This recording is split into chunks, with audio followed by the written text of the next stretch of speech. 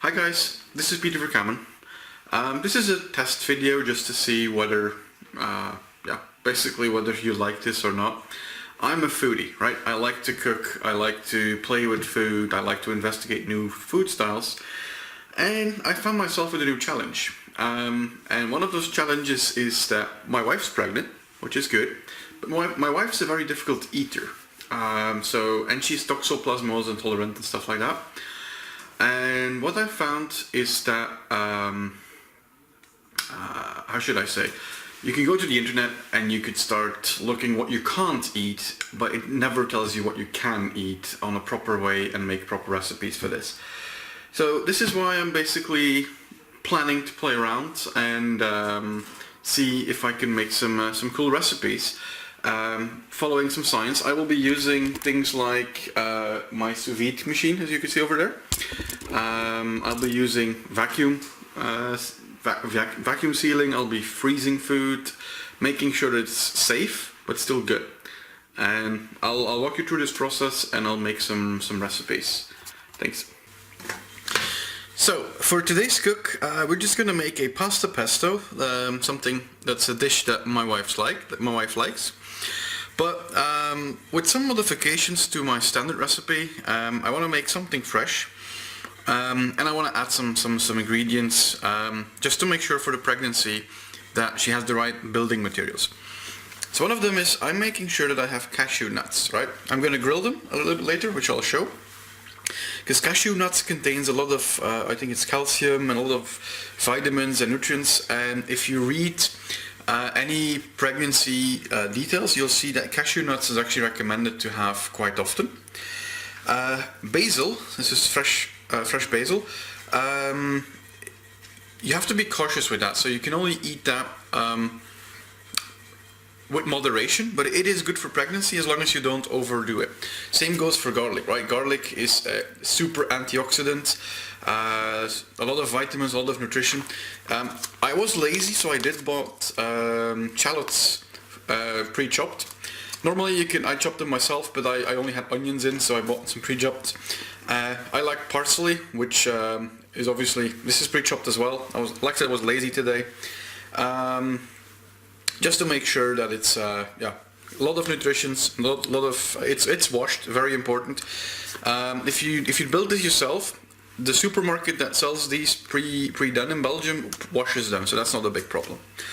Now, normally when I make pasta pesto, it's quite of a greasy dish, right? It's a creamy sauce, and I'm gonna use cream, but I'm gonna use light cream.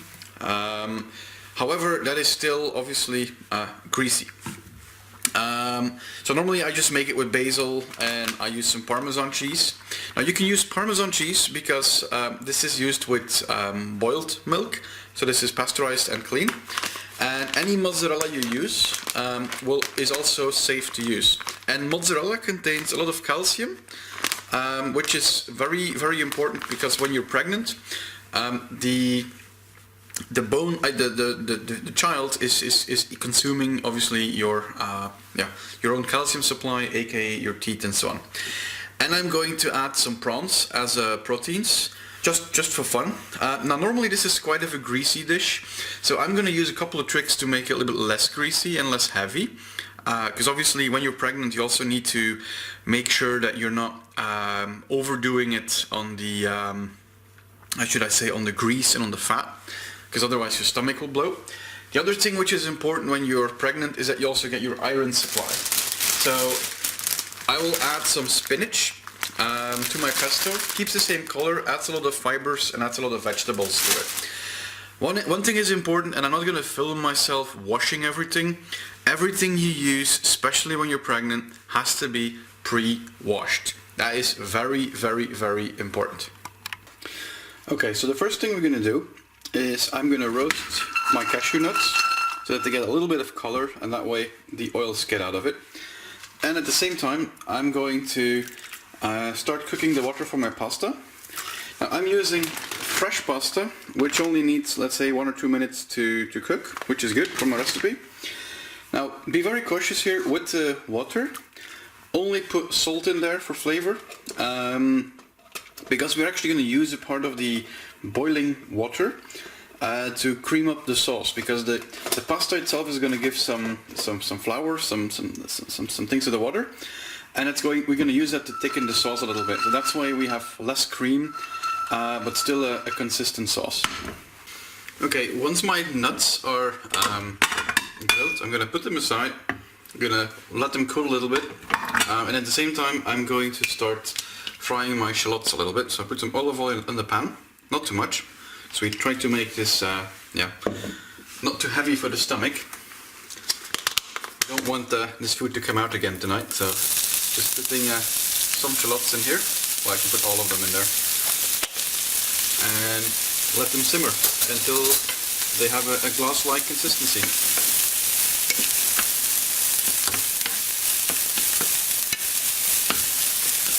So while the shallots are slowly glazing, I'm going to start to make the pesto.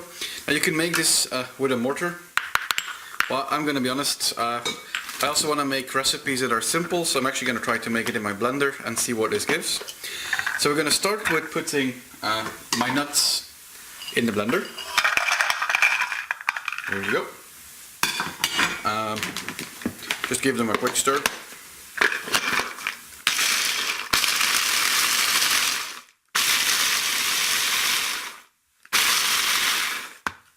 There you go.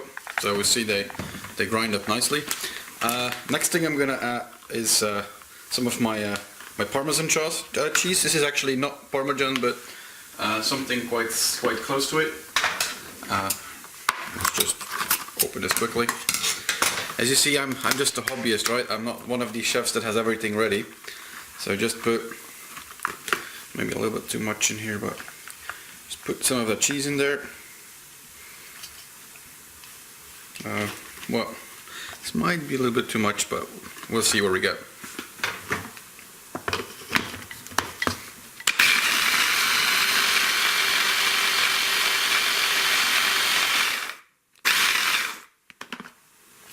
So we start to see some kind of a crumble with the nuts and the cheese. So now it's time to put some more wet ingredients in there. I'm going to put my basil. As you see, it's still a little bit moist.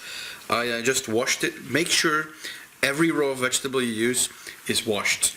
There's no excuse for not using non-washed vegetables.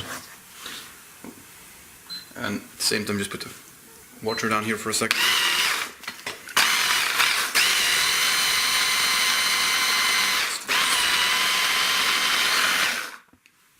So you see, we start blending and this starts to become a paste.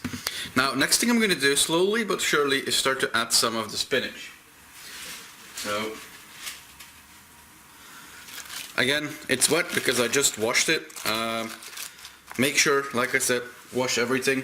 And at the same time, you might have not seen this, but I've been starting to cook the pasta, which should be ready in a minute or so. Okay, while the pasta has been cooking, or has been cooked, make sure that you get some of the water. You see this is white, right? This is because the flour in the pasta actually ends up in this water. Make sure you add some of this to your shallot mix, which should be, at this point in time, actually quite good classed. I'm just going to put it in there, because it's going to start to make a little roux binding, due to the fact of the starch which is in there.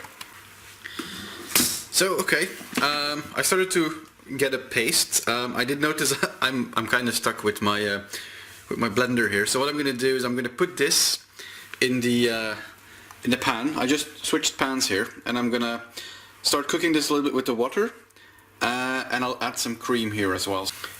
So in here in my pot, let me actually take something to stir. We have my shallots, the water which is glazing a little bit. I'm going to add some cream, just to make the base of the sauce. You notice I'm not using pepper and salt yet, because I want to do that at the end, just to get some, to make sure that I'm not overly tasty, that I'm not overpowering it with pepper and or salt. So just stir that a little bit in.